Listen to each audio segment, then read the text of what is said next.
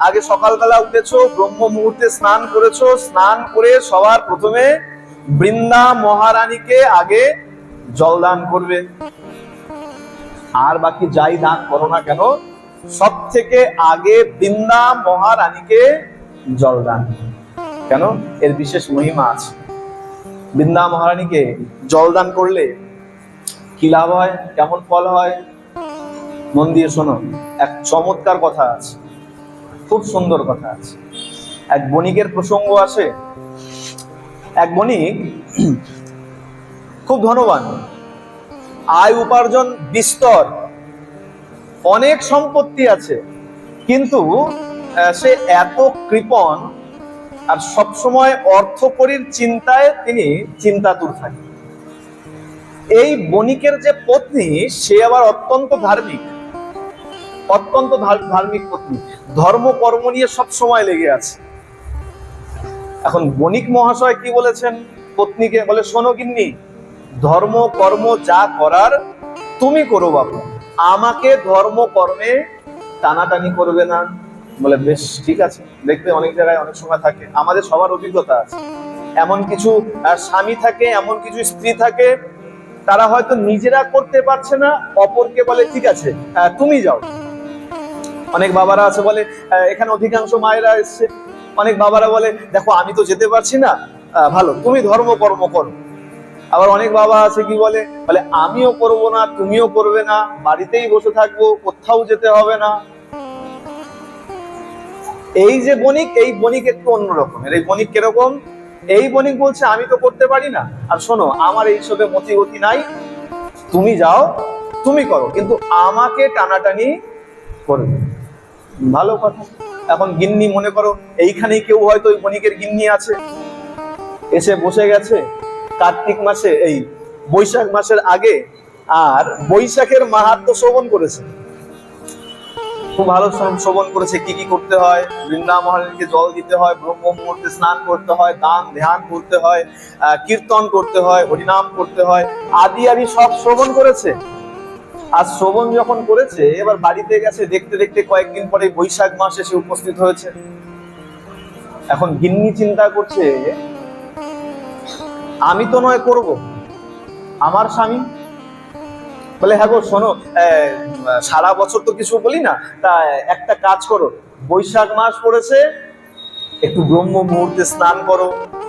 বলে, ও গিন্নি, এই শোনো খবরদার, এই সব আমাকে দিয়ে করাবেন, তোমার করতে হয় তুমি করো, আমি তো তোমাকে বাধা দিচ্ছি না, তোমাকে সমস্ত ব্যবস্থা করে দিয়েছি, সুন্দর ঠাকুরঘর করে দিয়েছি, আমাকে নিয়ে বাপু টানাটানি করবে। বেশ। এখন গিন্নি চিন্তা করে, স্নান করবে না, আর পুজোর তো ধারে কাছেও আসবে না, তাহলে কি করা যায়? বলে, আচ্ছা বেশ, তাহলে সিস্টেম চেঞ্জ করতে হয়, এক উপায়ে না হলে অন্য উপায়ে আপনাতে হবে। বলে না, আমরা বলি না যে সোজা আঙুলে যদি ঘি না বেরোয় তাহলে আঙুল বেঁকাতে হয়। বলে, এক পন্থায় না হলে অন্য পন্থা নিতে হবে, ছাড়লে চলবে না। কেন? গিন্নি চিন্তা করছে, আমি হলাম সহধর্মিনী, অর্ধাঙ্গিনী, আমি পত্নী, আমি পেতনি নই। জানবে দুরকম হয়, এক পত্নী আর এক পেতনি। যে স্বামীকে ধর্মের পথে এনে দাঁড় করায় সেই হলো সহধর্মিনী, সেই হলো অর্ধাঙ্গিনী, আর সেই হলো সৎ পত্নী। আর যে ধর্ম বিমুখ করে রাখে, খালি পুজো আসলে নেকলেস দাও, শাড়ি দাও, গয়না দাও, ঘাড়ে চেপে থাকে, তারা কেউ পত্নী নয়, তারা সব এক একজন পেতনি। আর এ হলো সহধর্মিনী পত্নী। কি চিন্তা করছেন? স্বামীকে কিভাবে ধর্ম পথে আনা যায়, যে করে হোক স্বামীকে কোনো না কোনো উপায়ে ধর্মকর্ম করাতে হবে। কি করা যায়? বলে, দেখো যার চিন্তা সে করে, তুমি শুধুমাত্র সংকল্প নিয়ে নাও, তুমি সংকল্প নাও, ভগবান তোমার সংকল্প পূরণ করে দেবে, যদি সৎ সংকল্প হয়। পরের দিন সকাল হয়েছে, দেখো গিন্নিরও কেমন বুদ্ধি, দেখো বণিকের গিন্নির। পরের দিন যখন সকাল হয়েছে, গিন্নি নিজের মতন ব্রহ্ম মুহূর্তে স্নান করেছে। ব্রহ্ম মুহূর্ত কটা থেকে কটা? আগে অনেকবার বলেছি। হ্যাঁ, ভালো করে শোনো, 3:30টার পর থেকে যতক্ষণ আকাশে নক্ষত্র দেখা যায় ততটা সময়কে বলা হয় ব্রহ্ম মুহূর্ত। কতটা সময়? রাত্র 3:30টার পর থেকে আকাশে যতক্ষণ নক্ষত্র দেখা যায় ততটা সময়কে বলা হয় ব্রহ্ম মুহূর্ত। এখন অনেকের প্রশ্ন থাকবে, যদি নক্ষত্র দেখতে না পারি, মেঘাচ্ছন্ন থাকে, জানবে সূর্যোদয়ের পূর্বের মুহূর্ত পর্যন্ত ব্রহ্ম মুহূর্ত বলে মানা হয়। সূর্য ওঠার আগে পর্যন্ত সময়কে ব্রহ্ম মুহূর্ত বলে গণ্য করা হয়। আর জানবে এই বৈশাখ মাসের স্নানের এত বিশেষ কেন মাহাত্ম্য দেওয়া হয়েছে? ভগবানের আদেশে এই সমস্ত বৈশাখ মাস ভর সমস্ত তীর্থেরা নিজেদের তীর্থের সঙ্গে সঙ্গে সমস্ত জলে বসবাস করে। মানে যে কোনো নদীতেও তুমি সর্বতীর্থে স্নানের পুণ্যফল পাবে, যে কোনো নদীতে, যে কোনো পুষ্করিণীতে। কেন? সাক্ষাৎ ভগবান তাদেরকে আদেশ করেছে। এই কারণে বলা হয় ব্রহ্ম মুহূর্তে স্নান। আজকে ওই বণিকের গিন্নি গিয়েছে স্নান করবার জন্য, স্নান করেছে ব্রহ্ম মুহূর্তে। আর ব্রহ্ম মুহূর্তে স্নান করে নিজের নিত্য ক্রিয়াকর্ম যা আছে সব করেছে। ভগবানের মঙ্গল আরতি করেছে, বৃন্দা মহারানীকে জলদান করেছে, বৃন্দা মহারানীকে পরিক্রমা লাগিয়েছে। মনে ধ্যান দিয়ে শোনো, শেষে মন্ত্রও বলে দেবো জলদান করার। আর পরিক্রমার মন্ত্র আমরা সবাই অধিকাংশই জানি। জলদানের মন্ত্র আছে, জলদানের মন্ত্র বলে বলে জলদান করলে তার মহিমা কিঞ্চিত বেশি হয়। এখন পরিক্রমা লাগিয়েছেন, জলদান করেছে, আরতি প্রদর্শন করেছে, ঠাকুর ঘরে গিয়ে এইবার কীর্তন করবে। কেন? পাঠক মহারাজ বলেছিলেন যে বৈশাখ মাসে কীর্তন করলে তার মহিমা বিশেষ হয়। ঠাকুর ঘরে গিয়ে বসেছে, ঠাকুর ঘরে গিয়ে বসে কীর্তন করবে চিন্তা করেছে। কীর্তন কি দিয়ে? বলে করতাল আছে, কাঁস আছে, আর যদি কিছু না থাকে তাহলে করতালি দিয়ে। এখন করতাল ছিল, করতাল নিয়ে চিন্তা করছে এখানে বসে কীর্তন করলে আমার স্বামীর কি হলো? আমি স্নান করলাম, বৃন্দা মহারানীতে জল দিলাম, পরিক্রমা লাগালাম, কীর্তনও যদি এখানে বসে করি আমার স্বামীর গতি কি হবে? আচ্ছা, স্বামী স্নান করেনি, বৃন্দা মহারানীকে জল দান করেনি, পরিক্রমা লাগায়নি, কিন্তু কীর্তন তো শ্রবণ করতে পারবে। পাঠক মহারাজ বলেছেন শ্রবণ করলেও তার অনেক পুণ্য আছে। বলে আচ্ছা বেশ, তাহলে এক কাজ করি। কি করি? বলে স্বামী তো এখনো শুয়ে আছে, চলো শয়ন কক্ষে যাই। করতাল নিয়ে ওই বণিকের পত্নী কোথায় গেছে? শয়ন কক্ষে, যেখানে তার স্বামী শুয়ে আছে। আর গিয়ে শয়ন কক্ষে খাটের পাশে স্বামীর কানের কাছে বসে আজকে করতাল বাজাচ্ছে আর কীর্তন করছে, হরে কৃষ্ণ কৃষ্ণ কৃষ্ণ হরে হরে, হরে রাম রাম রাম হরে হরে। আমরা কোথায় এখন? আমরা কোথায়? আরে আমরা বণিকের বাড়িতে এখন। কীর্তন কোথা থেকে শুনছো? বণিকের বউ কীর্তন করছে। কটা বাজে এখন? ভোর 4টে বাজে। 3:30টায় উঠেছে, স্নান করেছে, বৃন্দা মহারানীকে জল দিয়েছে। তা বণিকের বউ যখন কীর্তন করছে, তাহলে বণিকের বউয়ের সাথে ভোরবেলা আমরাও একটু কীর্তন করি, সবাই মিলে করতালি দিয়ে, হরে কৃষ্ণ কৃষ্ণ কৃষ্ণ হরে হরে, হরে রাম রাম রাম হরে হরে। সব ভালো যাচ্ছে, কিন্তু যাকে শোনাবার জন্য এসে গিন্নির পত্নী বসেছে, আজকে বণিক কোলবালিশ নিয়ে একবার ওদিকে ফেরে আর একবার এদিকে ফেরে, ঘুমাতে আর পারে না। চিন্তা করো, যে ধর্মকর্ম করে না তার কানের কাছে গিয়ে যদি তুমি এখন ওরকম করে ওই করতাল বাজাও আর গান করো, সে বেচারি বাবু কি করে ঘুমায়?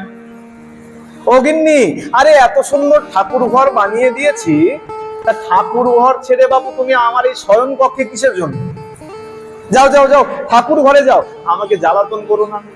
বৈশাখ মাস তো দেখবে শেষের দিকে, শেষ রাতের দিকে ঘুমটা একদম জমিয়ে আসে, একটু একটু গরম পড়ে, প্রথম দিকে ঘুমটা ভালো আসে না, আর শেষ রাতের দিকে ঘুমটা বেশ আমেজি ঘুম হয়।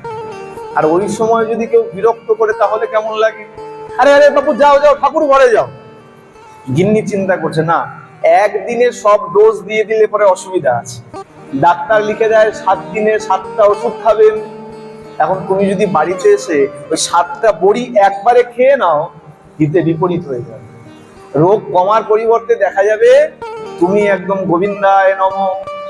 সুতরাং একবারে সব ওষুধ দেওয়া যাবে না।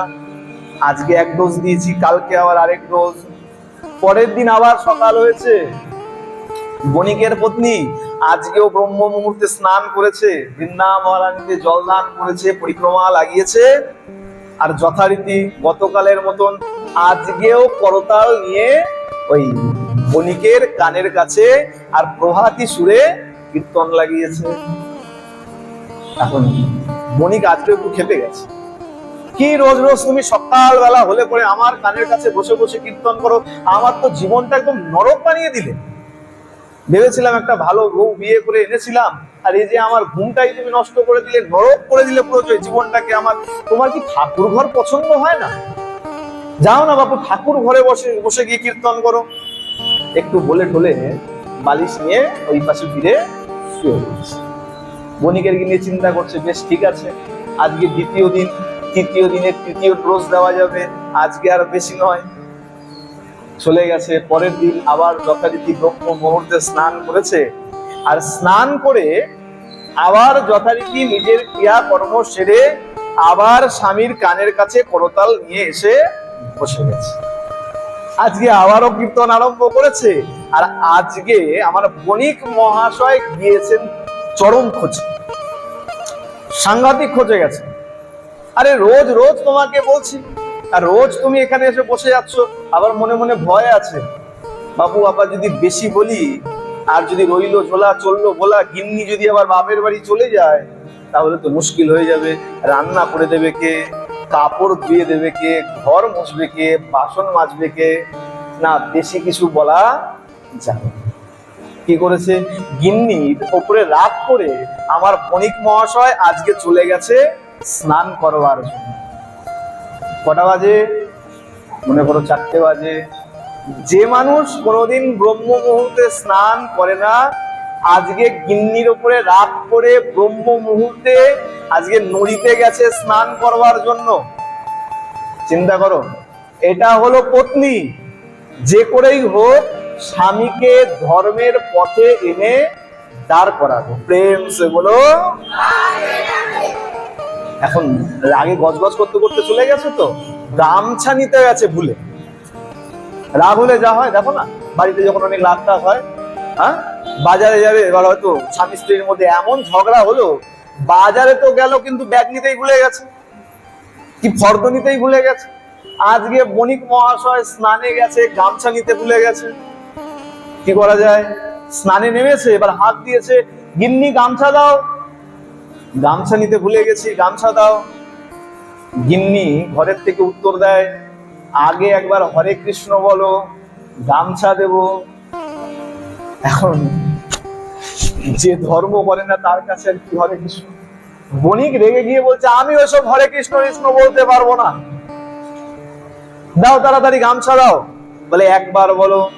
বলে আমি তো বললাম তোমাকে আমি হরে কৃষ্ণ বলতে পারবো না। আচ্ছা তুমি দেবে না, তো আমি নিয়ে আসবো। দেখো, একবার বলবে না, দুবার কিন্তু বলে নিয়েছে।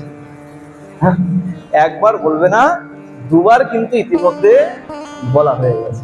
বণিক রাগ করে, রাগে গজগজ করতে করতে ওই অস্নাত অবস্থায় ঘরে গিয়ে গামছা পায়নি। কেন? গামছা গিন্নি নিয়ে দাঁড়িয়ে আছে।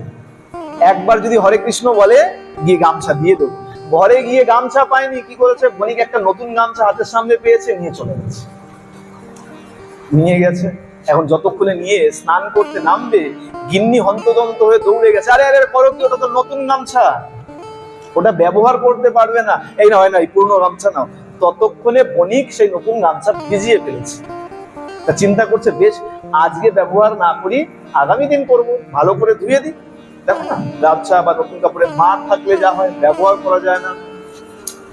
আচ্ছা, মারের প্রসঙ্গে একটা কথা বলে দিই। মার যখন বললাম, এই ভুল করে না, এখন তো আর এসব চল নাই, আগেকার দিনে দেখা যেত ওই অন্যের মার কাপড়ে দেবেন। এই কাজটি দয়া করে কেউ, জানি না কেউ করে কিনা, আমার অনেক দেখা আছে এমন, এই কারণে বলছি। ওই ভাতের যে মার হয়, সোজা কথায় অন্যের মার, এই মার দিয়ে একদম কাপড় চুবিয়ে ওইটা দিয়ে মেলে দেয়, বলে খুব সুন্দর করকরা হয়ে। এই কাজটি কিন্তু কেউ করবে না। যারা ভগবত সেবা করো, বৈষ্ণব পথে আছো, এই কাজটা ভুল করে কেউ করবে না, ঠিক আছে? কেউ করবে না, বলবো। এখন নতুন গামছা ধুয়ে দিয়েছে, গামছা ধুয়ে দড়িতে মেলে দিয়েছে। আসো আসো, মন দিয়ে শোনো। গামছা ধুয়ে দড়িতে মেলে দিয়েছে। দড়িতে যেখানে বণিক মেলেছে গামছাটা, আর বণিকের পত্নী সেই গামছার নিচেই ওই যে ঘরের মধ্যে যে তুলসীর টব নিয়ে পরিক্রমা করেছিল, ওই টব এনে রেখে দিয়েছে। বণিক স্নান করেছে, হ্যাঁ, আহার আদি করেছে।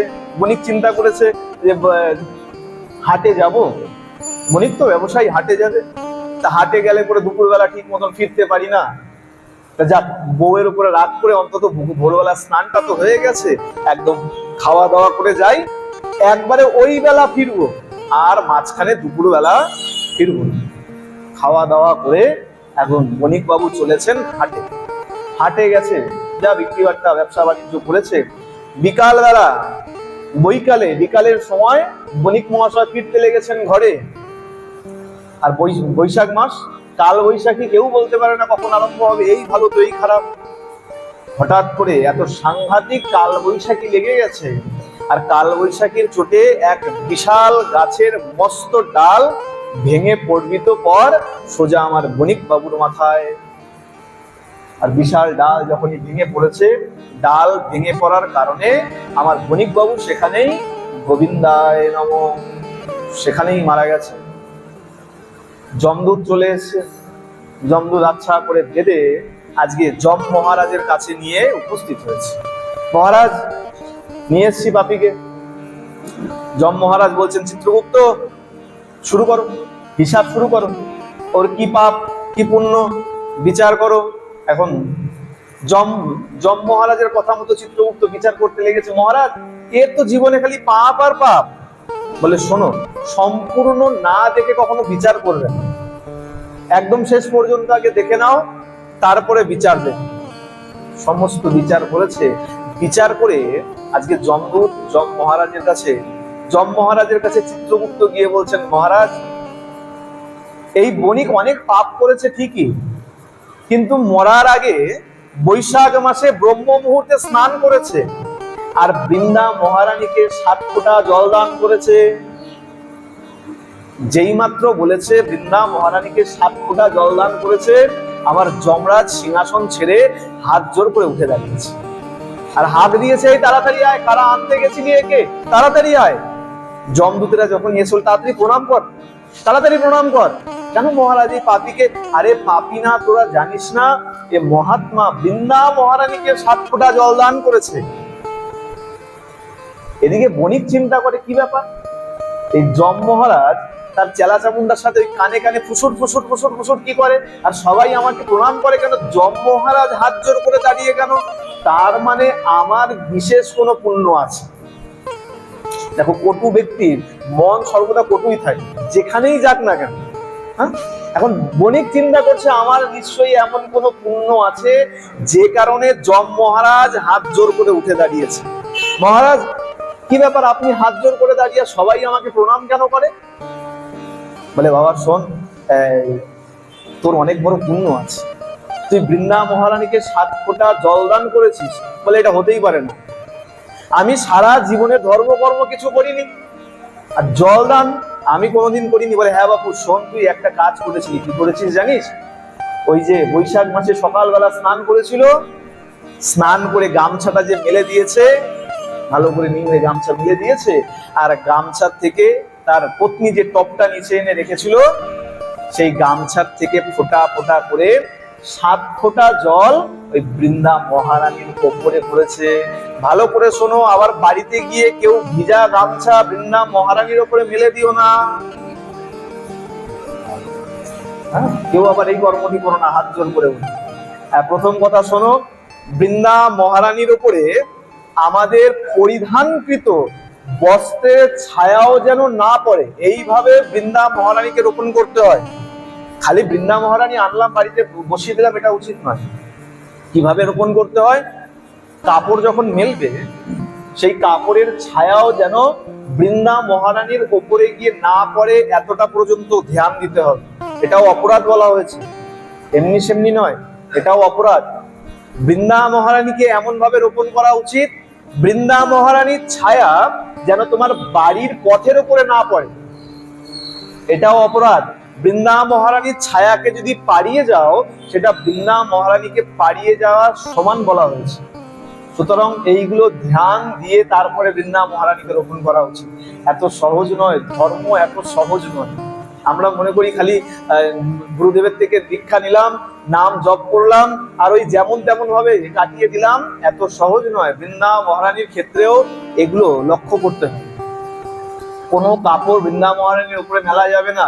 বণিক কিন্তু পুরনো কাপড় মেলেনি, ভুল করে সে নতুন গামছা ব্যবহার করেনি, ধুয়ে মেলে দিয়েছে। ভালো করে শুনবে, বিচার করে শুনবে।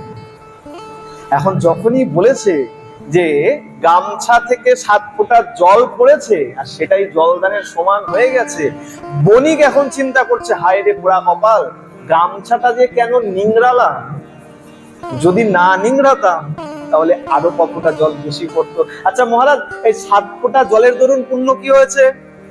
বলে, বাবা শোন, তোর তো অনন্ত কোটি নরক যন্ত্রণা ভোগ আছেই। এই 7 ফোঁটা জলদানের কারণে তুই 7 দিন এই স্বর্গে তুই বসবাস করতে।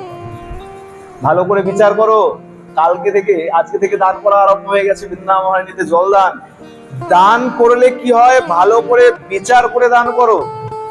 বণিক জানতো না 7 ফোঁটা জল পড়ে গেছে বণিকের সেই গামছা থেকে, আর তাতে যমরাজ বিচার দিচ্ছেন 7 দিন পর্যন্ত স্বর্গবাস করতে পারবে।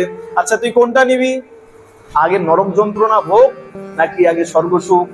বণিক চিন্তা করে, নরক যন্ত্রণা ভোগ করতে করতে যদি কোথায় চলে যাব তার কোনো ঠিক নাই, পুণ্য ভোগের মতন অবস্থায় থাকবো কিনা তাও জানি না। না না মহারাজ, আগে পুণ্য ভোগ করব, পুণ্য ভোগ করে আসি, তারপরে আপনি পাপ ভোগ। বলে, যেমন তোর ইচ্ছা। যমদূতদেরকে ডেকে বলেছে, যা ছেড়ে দিয়ে স্বর্গে ছেড়ে দিয়ে। বণিককে স্বর্গে ছেড়ে দিয়ে এসছে। বণিক যেই মুহূর্তে স্বর্গে গিয়ে প্রবেশ করেছে, প্রবেশ করেই কি আরম্ভ করেছে, যাকে দেখে তাকেই বলে, বাবা একটা গামছা হবে। স্বর্গে গেছে স্বর্গবাসী যেসব বাবা মায়েরা আছে, যাকেই দেখে তাকেই বলে, বাবা একটা গামছা হবে। কেন? তা অনেক দূর থেকে এক স্বর্গবাসী বাবা অনেকক্ষণ খেয়াল করেছে, দেখে বলছে, হ্যাঁ গো, এই শোনো, অনেকক্ষণ থেকে দেখছি তুমি খালি গামছা চেয়ে বেড়াচ্ছ, কি ব্যাপার বলো তো? বলে, না আমি একটু বৃন্দা মহারানীকে জলদান করব। বলে, আরে বৃন্দা মহারানীতে জলদান করবে, তা গামছা দিয়ে কি করবে? বলে, না গামছা দিয়ে জলদান করব। বলে, না বাপু, গামছা দিয়ে জলদান করতে নেই, পাত্র দিয়ে জলদান করতে হয়। বলে, দেখো অত বিচারের সময় নেই, আমার হাতে সময় মাত্র 7 দিন, তোমার হাতে সময় কদিন? ভাগবত সপ্তাহ 7 দিন, আমাদের মরণও আসবে 7 দিন। তাহলে বণিকের হাতেও 7 দিন, আমাদের হাতেও কিন্তু 7 দিন, 7-এর বাইরে কিন্তু অতিরিক্ত দিন নাই। বণিক তো জানে না কি দিয়ে জলদান করতে হবে। এ কারণে দেখো আমাদের মতো সৌভাগ্য, বলে সাধু সঙ্গ করো আর শাস্ত্রের জ্ঞান নিয়ে তারপরে ধর্ম করো। বণিক জানতো না, আজকে স্বর্গবাসী বাবা একটা পাত্র দিয়েছে, আর পাত্র নিয়ে বিলম্ব করেনি, 7 দিন একদম মনে প্রাণে যেমন পেরেছে জলদান করেছে, পরিক্রমা লাগিয়েছে। 7 দিন যখন শেষ হয়ে গেছে, যমদূত এসে উপস্থিত, চলো বাবা 7 দিন শেষ, এবার নরক যন্ত্রণা ভোগ করবে। নিয়ে গিয়ে যমরাজের সামনে দাঁড় করিয়েছে। চিত্রগুপ্ত পাশের থেকে এসে যমরাজকে বলছে, মহারাজ সর্বনাশ হয়ে গেছে। বলে, কি হলো? একে পাঠিয়েছিলাম 7 দিনের সুখ ভোগ করতে, আর 7 দিন বৃন্দা মহারানীতে এত জলদান করেছে, এ এখন 7 দিনের পরিবর্তে 14 দিন ব্রহ্মলোকে বাস করতে পারবে। আচ্ছা। বলে, হ্যাঁ রে শোন, তোর 14 দিনের পুণ্য জন্মেছে, কোনটা নিবি? বলে, মহারাজ আগে পুণ্য। বেশ, যা ওকে ছেড়ে দিয়ে আয় স্বর্গে, ওকে ব্রহ্মলোকে ছেড়ে দিয়ে আয়। আজকে যমদূত তাকে নিয়ে ব্রহ্মলোকে ছেড়ে দিয়েছে। ব্রহ্মলোকেও একই কাজ, বৃন্দা মহারানীকে জলদান করে, পরিক্রমা করে, যেখানে সাধু সঙ্গ দেখে সেখানে বসে বসে ওই কীর্তন শ্রবণ করে। দেখতে দেখতে 14 দিন সমাপ্ত। 14 দিন সমাপ্ত যখন হয়েছে, আবার যমদূত যখন গেছে তাকে আনবার জন্য, যমদূত বলছে চলো 14 দিন শেষ, এইবার নরক যন্ত্রণা। বলে বেশ চলো। এনে যখন আবার যমরাজের কাছে দাঁড় করিয়েছে, চিত্রগুপ্ত আরো মহারাজের কাছে এসে খুব আস্তে আস্তে ঘিমে গলায় বলছে, মহারাজ আরো বড় সর্বনাশ হয়ে গেছে। বলে কেন? বলে এই বণিক ব্রহ্মলোকে 14 দিন বসে বৃন্দা মহারানীকে এত জলদান করেছে, এ এখন 7 বৎসর কাল পর্যন্ত শিবলোকে বাস করতে পারবে। কোথায়? শিবলোক, যেখানে আমার দেবাদিদেব মহাদেব অবস্থান করেন। যেমন তেমন লোক নয়, বৈষ্ণব ধাম, যেখানে বৈষ্ণব থাকে। বল কোনটা নিবি? 7 বছর শিবলোক বাস। মহারাজ আমি আগে পুণ্যই ভোগ করি, যা ছেড়ে দিয়ে 7 বছরের জন্য ছেড়ে দিয়ে এসছে দেবাদিদেব মহাদেব।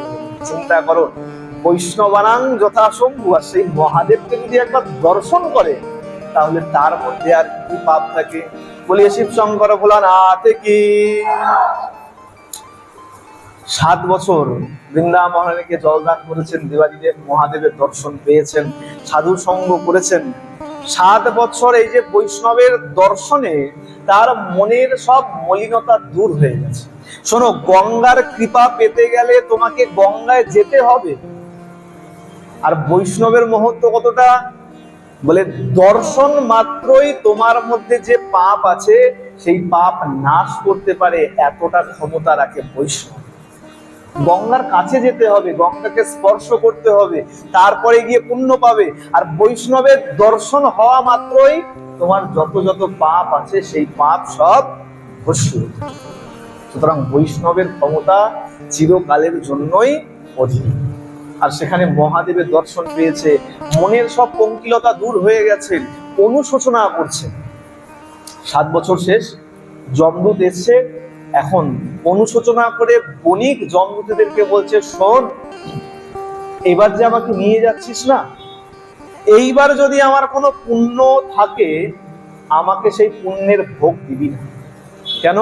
বলে শোন, সাধনযোগ্য ভজনযোগ্য মনুষ্য দেহ পেয়েছিলাম, ধর্ম পত্নী পেয়েছিলাম। পত্নী আমাকে ধর্ম করতে বলেছিল, ব্রহ্ম মুহূর্তে স্নান করতে বলেছিল, নাম কীর্তন করতে বলেছিল, বৃন্দা মহারানীতে জলদান পরিক্রমা করতে বলেছিল, কিন্তু আমি সেসব করিনি, অনাচার করেছি, পত্নীকে কত কটু কথা বলেছি। আর তথাপিও ভুল করে 7 ফোঁটা জলের কারণে এত এত সুখ ভোগ আমার জন্য সমীচীন নয়। এবার যে নিয়ে যাচ্ছিস না, আমাকে নিয়ে গিয়ে অনন্ত কোটি কেন যত যত নরক যন্ত্রণা ভোগ করানো যায় আমাকে সেই সব ভোগ করাবি, আমাকে পুণ্য ভোগ করাবি না। অনুশোচনা এসছে, মনুষ্য দেহ পেয়ে আমি সাধন ভজন করিনি, তাহলে কি করি? অনুশোচনা যখন এসছে, যমদূতেরা বলছে, মহারাজ আমরা তো তোমাকে কোনো শাস্তি বা পুণ্য ফল দেবো না, যা দেবে মহারাজ দেবে, চলো মহারাজের কাছে। যমরাজের কাছে যখন নিয়ে দাঁড় করিয়েছে, চিত্রগুপ্ত এখন হিসাব করে পাচ্ছে না তাকে কেমন পুণ্য ফল দেবে।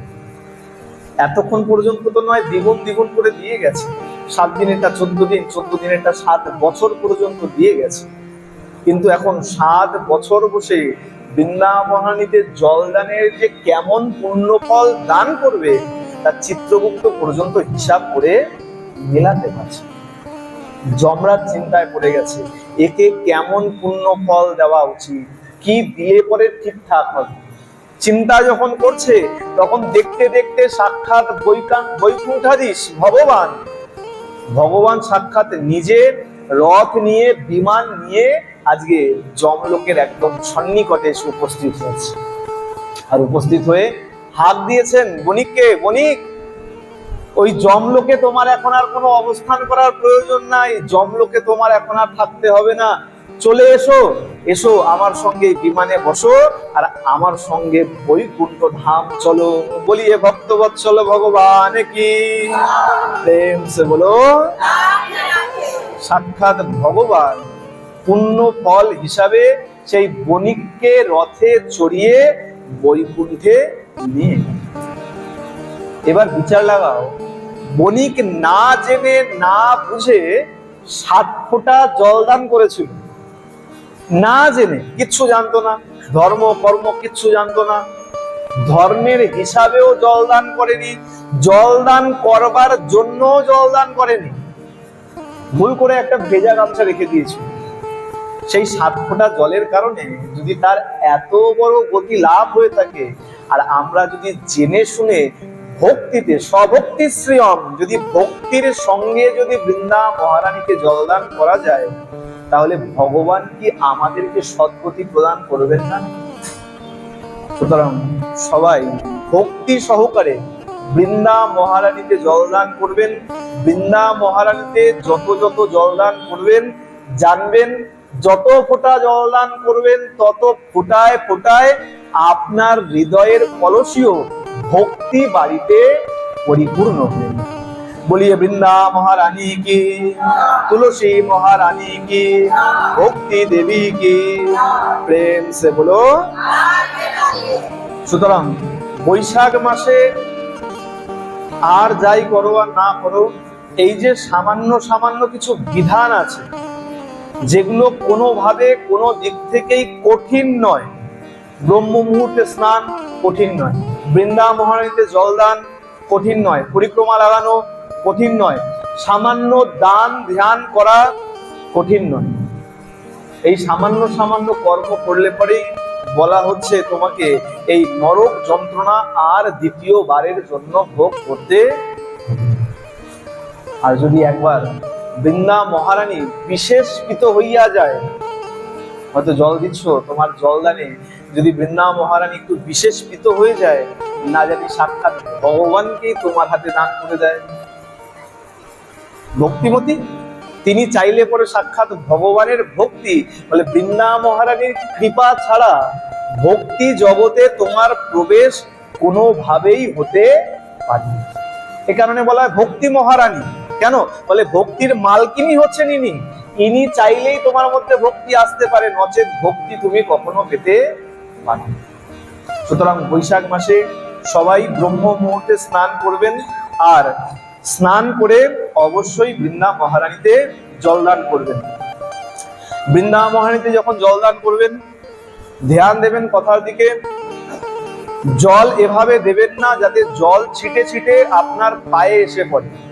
ভালো করে শুনবেন, অর্ঘ্য যখন দেওয়া হয় সূর্যার্ঘ্য, তখনও এইদিকে ধ্যান দিতে হবে অর্ঘ্যের জল যেন ছিটে তোমার পায়ে না চলে আসে। ভুল করেও যেন এই কর্ম না হয়। বৃন্দা মহারানীকে অনেক সময় দেখা যায় আমরা ঘটি ধরে জল ঢেলে দিচ্ছি, একদম ঢকঢক ঢকঢক করে পড়ছে, আর সেই জল ছিটে ছিটে আমাদের গায়ে আমাদের পায়ে এসে পড়ছে। এটা অপরাধ, এটা কিন্তু অপরাধ। এবার কিভাবে দেবে, কিভাবে ঘট লাগাবে, সেগুলো তোমাদের যার যার ব্যক্তিগত বিচার বুদ্ধি, কিন্তু এইভাবে জল দেওয়া উচিত। আর বাড়িতে সবার জল দেওয়া হয়ে গেছে, ঘট একদম জলে পরিপূর্ণ, জায়গা নেই, আমি কোথায় দেব, আমার আর দেওয়ার প্রয়োজন নাই, এটা নয়। যার যার ধর্ম তার তার কাছে, ঘট পরিপূর্ণ আছে, 1 ফোঁটা হলেও তুমি তাতেই জল ঢেলে দাও, কিন্তু জল ঢালা থেকে তুমি কিন্তু বিরত থাকবে। এমন নয় ঘটি ভর্তি আছে আর জল ঢালবো, কি আর ঢালার দরকার নেই, না, এই কর্ম করবে। আর জল ঢালার সময় কি করবে? বৈশাখ মাসে বৃন্দা মহারানীকে জল ঢালার সময় সবাই মন্ত্র বলবে, মহাপ্রসাদ জননী সর্ব সৌভাগ্য বর্ধিনী আদি ব্যাধি হরা নিত্যম তুলসী ত্বম নমস্তুতে। এই মন্ত্র বলতে বলতে বৃন্দা মহারানীকে জল দান করা উচিত। যদি মন্ত্র মনে থাকে ভালো, মনে না থাকলে পরে আমার ইউটিউব চ্যানেলে আবার পেয়ে যাবে, সেখান থেকেও শুনে নিতে পারো। আর দেখো, এখন আমি একবারের জায়গায় 5 বার বললে পরেও মনে রাখতে পারো। সুতরাং যদি কারো ইচ্ছা থাকে, ইউটিউব থেকে তোমরা এই মন্ত্র বাড়িতে খাতায় লিখে নিতে পারো। লিখে নিয়ে লজ্জার কোনো ব্যাপার নাই, এক হাতে কাগজ ধরবে বা সামনে রেখে দেবে, রেখে দিয়ে ওই মন্ত্র পড়তে পড়তে বৃন্দা মহারানীকে জল দান করবে। আর জল দান করবার পর বৃন্দা মহারানীকে পরিক্রমা লাগাবে। এই মন্ত্র আমরা সবাই জানি। কি কি মন্ত্র? পরিক্রমার মন্ত্র কি সবাই বলো? জানি কানি চ পাপানি ব্রহ্ম হত্যাদি কানি চ তানি তানি প্রণশ্বন্তি প্রদক্ষিণাম পদে। এই মন্ত্র বলে বৃন্দা মহারানীকে পরিক্রমা লাগাবে। আর তারপর যার যার সাধ্য মতন সেবা পূজা করবে। যদি কেউ আরতি করতে পারো আরতি প্রদর্শন করবে, যার যেমন সামর্থ্য আছে, যার যেমন সেবা পূজার বিধি আছে সেই মাফিক তারপরে সেবা পূজা করবে। কিন্তু ভালো করে মনে রাখো, ব্রহ্ম মুহূর্তে স্নান আর বৃন্দা মহারানীতে জলদান, এই দুটো কর্ম কেউ কিন্তু ভুলবে না। একান্ত যদি ব্রহ্ম বলতে ভয় লাগে, বললে পরে আর কেউ করবে থাক, আর বলবে না, বললে সবাই ব্রহ্ম মুহূর্তে স্নানের প্রয়োজনীয়তা হারিয়ে দেবে। শোনো, ব্রহ্ম মুহূর্তে স্নান করবে আর বৃন্দা মহারানীতে জল দান।